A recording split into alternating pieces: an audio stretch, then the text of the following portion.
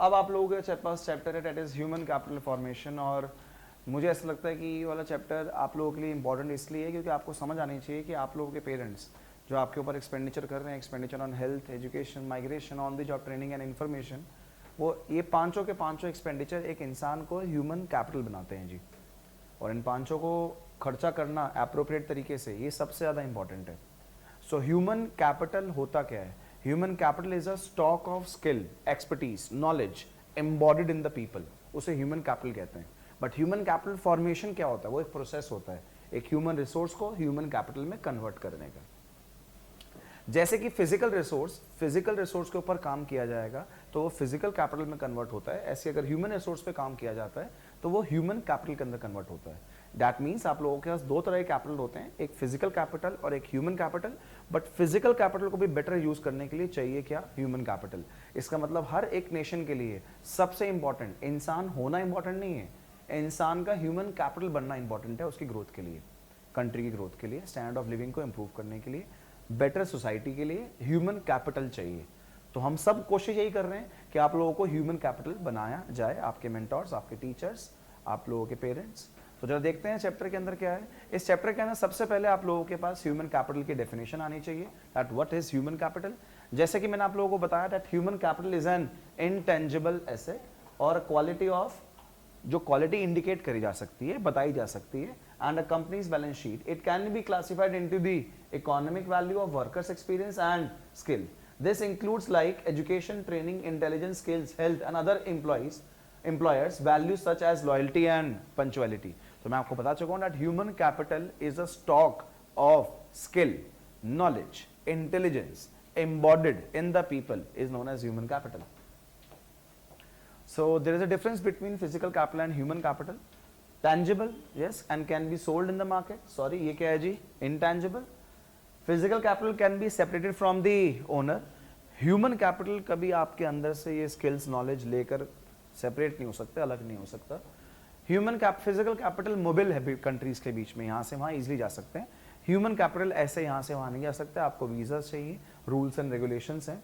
Physical capital को मैं बाहर से इंपोर्ट करा के कंट्री में बना सकता हूँ, बट ह्यूमन कैपिटल ऐसे इंपोर्ट करके बनाए नहीं जाते, इसके पीछे पूरा कॉन्शियस डिसीजन होता है कंट्री का, कंट्री की गवर्नमेंट का और आपके पेरेंट्स का, तब जाके आप लोग ह्यूमन कैपिटल बनते हैं। तो इस चैप्टर का सबसे पहला क्वेश्चन ही यही आता है that the difference between physical capital and human capital. अब बार बार सर ह्यूमन कैपिटल मत बोलो क्योंकि हम बात कर रहे हैं ह्यूमन कैपिटल फॉर्मेशन की। याद रखना human capital is a stock concept and human capital formation is a flow concept. तो ह्यूमन कैपिटल फॉर्मेशन क्या है Kunal sir? Human capital formation means converting human resource into the human capital. This is the process.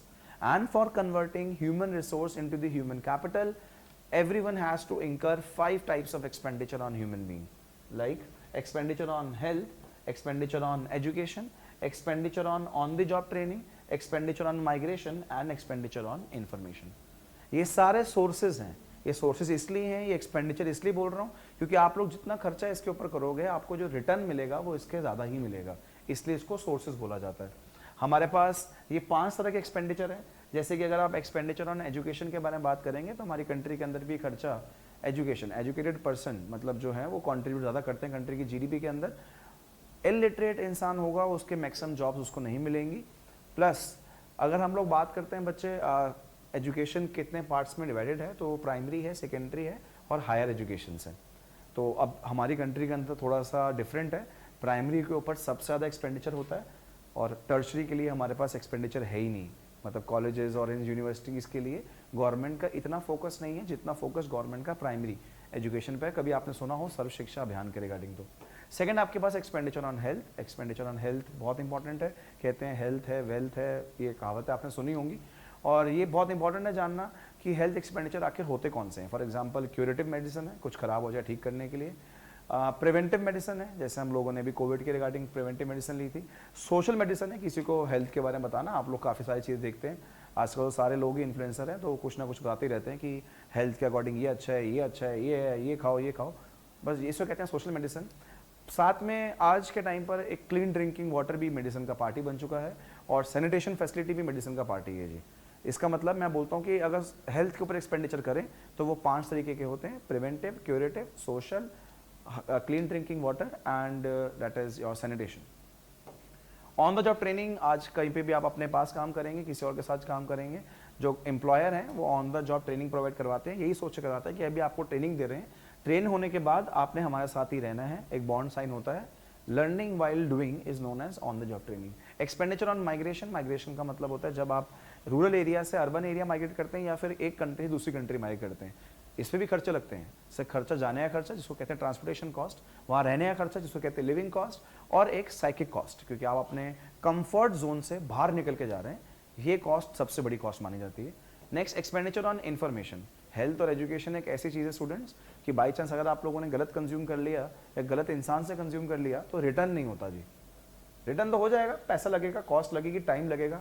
तो इसलिए please कहीं से भी अगर आप एजुकेशन हेल्थ से रिलेटेड कुछ करना चाहते हैं, डिसीजन लेना चाहते हैं, डिसीजन लेने से पहले इन्फॉर्मेशन पे खर्चा कर लो, वो सही है। थोड़ा सा खर्चा होगा सही है, फिर वो बात नहीं तो बाद में वो हो जाएगी कि अब पछताए होत क्या जब चिड़िया चुग गई खेत। नेक्स्ट हमारे पास आता है एजुकेशन। सर एजुकेशन के लिए हमारे पास काफ़ी रेगुलेटरी बॉडी है कंट्री के अंदर, आपने सुना होगा, that is NCERT, UGC, AICTE, MCI। तो आपके पास क्वेश्चन आ सकता है कि मुझे रेगुलेटरी बॉडी, इंडिया की रेगुलेटरी जो बॉडी है उसके कुछ नाम बताओ, आपके पास डेफिनेटली क्वेश्चन आ सकते हैं। हेल्थ से के भी नाम बताओ, ICMR, that is Indian council of medical research, नहीं तो मिनिस्ट्री ऑफ हेल्थ भी है जी। अगर मैं कंट्री के अंदर ह्यूमन कैपिटल फॉर्म करता हूँ, जैसे कि आप बता रहे हैं Kunal sir, human capital formation, अगर कंट्री के अंदर ह्यूमन कैपिटल फॉर्म होगा तो बेनिफिट्स क्या होंगे कंट्री को? सर सबसे पहले बेनिफिट तो है कुणाल सर, कंट्री के अंदर प्रोडक्शन और प्रोडक्टिविटी बढ़ेगी, क्वांटिटी भी बढ़ेगी और क्वालिटी भी बढ़ेगी। सेकंड बेनिफिट, जो सबसे बड़ा बेनिफिट मुझे हमेशा लगता है, inventions, innovations and technological improvement. Sir inventions होंगी, इनोवेशंस होंगी और टेक्नोलॉजिकल इंप्रूवमेंट्स होंगी। सर टेक्नोलॉजी को इंप्रूव किया जाएगा। Sir population growth rate sir कम होगा। सर एक इंसान बेटर चूज कर पाएगा, स्टैंडर्ड ऑफ लिविंग इंप्रूव होगा। सर बेटर डिसीजंस ली जाएंगे। सर मेरे पास अनलिमिटेड बेनिफिट्स हैं अगर कंट्री के अंदर ह्यूमन कैपिटल फॉर्मेशन होगी तो आप लोग भी अगर जनरल समझना चाहते हैं तो आप लोग भी लिख सकते हैं, नहीं तो आप अपने बुकिश वाला भी लिख सकते हैं, that raise efficiency and productivity of obviously बात है सर, फिजिकल कैपिटल को भी बेटर कौन बना रहा है? Human capital. Bring positive change in the environment. Sir negative attitude he convert किसके अंदर हो जाता है? पॉजिटिव एटीट्यूड के अंदर, अगर इंसान थोड़ा सा एजुकेटेड है तो। Raise equity and participation in the society. एक एजुकेटेड इंसान होगा, लिटरेट होगा, हेल्दी भी होगा, सफिशिएंट होगा, सक्षम होगा, अपने घर से बाहर निकलेगा, सोसाइटी में जितने भी डिसीजंस लिए जाते हैं उसमें पार्टिसिपेट करेगा, अपनी इन्वॉल्वमेंट बताएगा।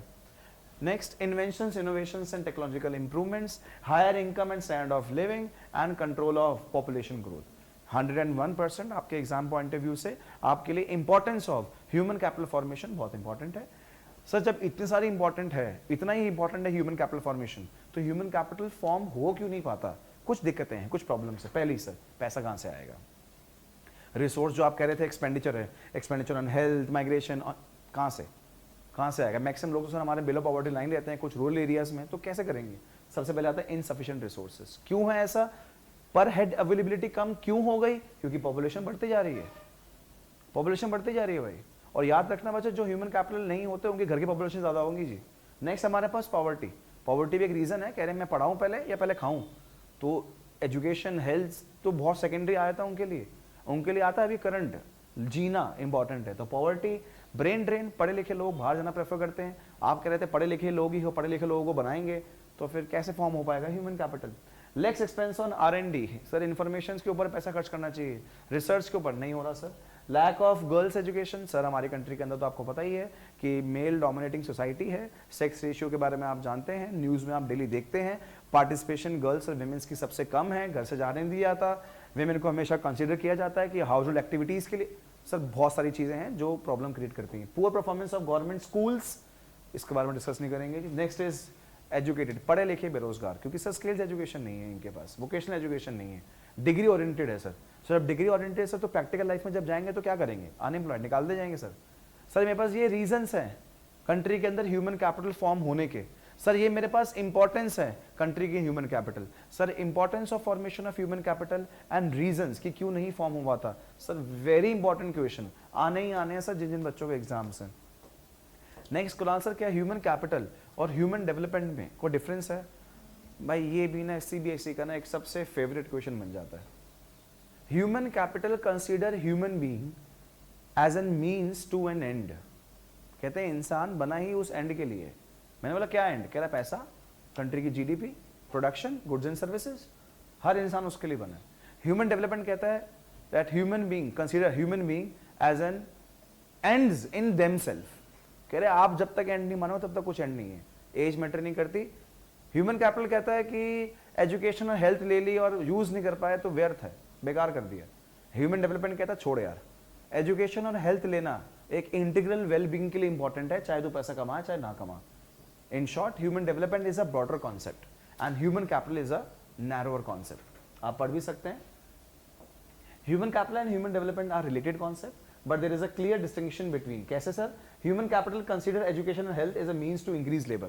ह्यूमन कैपिटल कहता है एजुकेशन हेल्थ है ना, तो लेबर प्रोडक्टिविटी बढ़ाने के लिए होती है, तो ये नैरो कॉन्सेप्ट हो गया which treats human being as a means to achieve the higher productivity. Investments in education and कह रहे हैं इन्वेस्टमेंट कर रहे हैं एजुकेशन हेल्थ के ऊपर, वो बेकार मानी जाएगी अगर आप आउटपुट में प्रोडक्शन नहीं करोगे तो। ह्यूमन डेवलपमेंट कहता है इस idea based on that education और हेल्थ तो इंटीग्रल पार्ट होता है, because only when people have the ability to read and write and lead a long and healthy life, it is a broader concept which consider human beings as ends in themselves। तो ये difference भी CBSE का एक favourite question बनता है, that is difference between human capital and human development. Last topic इस chapter का आता है एजुकेशन। सर वो एक्सपेंडिचर तो 5 थे, health, education, migration, on the job training. जो एजुकेशन है 11th में और 12th में अभी आप लोग, तो एजुकेशन आप लोगों के लिए समझना बहुत इंपॉर्टेंट है। तो लास्ट टॉपिक आता है एजुकेशन। तो government should spend more on education, क्योंकि प्राइवेट स्कूल्स सर जिनके पास पैसे होंगे सर वो बेयर कर सकते हैं, सर बाकी कैसे करेंगे। Regulate government schools, promote the girls education system of India. तभी सर हमारे पास सर्व शिक्षा अभियान आया है। In 2009 the government of India enacted the right to education act to make free education and fundamental right of all children in the age of 16 to 14 year। Government ने 2% education cess लगाना भी start किया था, अब GST आ गया था तो हट गया जी। तो आपको भी और मुझे भी ऐसा लगता है कि गवर्नमेंट को कुछ करना चाहिए। तो आपके पास एक क्वेश्चन आ सकता है जो कि मुझे याद आ गया, क्या आपको लगता है कि गवर्नमेंट को इन्वॉल्व होना चाहिए एजुकेशन हेल्थ के लिए? तो आंसर है यस, क्योंकि प्राइवेट सेक्टर वर्क करता है सिर्फ प्रॉफिट के लिए। प्राइवेट सेक्टर को अगर ये काम दे दिया जाएगा तो उसकी मोनोपोली बन जाएगी। प्लस एजुकेशन और हेल्थ इंसान के लिए इतना इंपॉर्टेंट है कि अगर गलती होगी तो बहुत बड़ी दिक्कत हो जाएगी। तो गवर्नमेंट को इसमें बीच में इन्वॉल्व होना चाहिए। याद रखना है क्वेश्चन है कि क्या गवर्नमेंट को बीच में इन्वॉल्व होना चाहिए एजुकेशन हेल्थ देने के लिए या नहीं। ये कुछ डेट्स हैं जो हमारे लिए इंपॉर्टेंट है, जैसे कि एजुकेशन कमीशन रिकमेंडेड, एक एजुकेशन कमीशन थी जो कि 1964-66 से बनी थी, और तब उन्होंने क्या रिकमेंड किया था कि अगर इंडिया के अंदर ह्यूमन कैपिटल फॉर्म करना है और पूरे वर्ल्ड में सबसे बेटर बनना है तो इंडिया को एजुकेशन के ऊपर एटलीस्ट अपनी जीडीपी का 6% खर्च करना चाहिए, जो कि आज तक नहीं हो पा रहा। ये इसके ऊपर पैराग्राफ आ सकता है, बड़ा इंपॉर्टेंट है। Tapas Majumdar committee appointed by the Indian government human capital को और बेटर करने के लिए 1999 में। Right to education 2009। हमारे पास ऐसी कौन सा, आपको पता ना वो 5 ईयर प्लान्स होते हैं, first 5 year plan, second 5 year, third 5 year. आपके पास क्वेश्चन आ सकता है कि ऐसा कौन सा 5 ईयर प्लान है जिसके अंदर ह्यूमन कैपिटल के बारे में सोचा गया। तो वो हमारे पास 7th 5 ईयर प्लान है। बेटी बचाओ बेटी पढ़ाओ 2001 के अंदर, सर्व शिक्षा अभियान 9 में आया, फिर 14 के अंदर इंप्लीमेंट कराया गया जी। So thank you so much.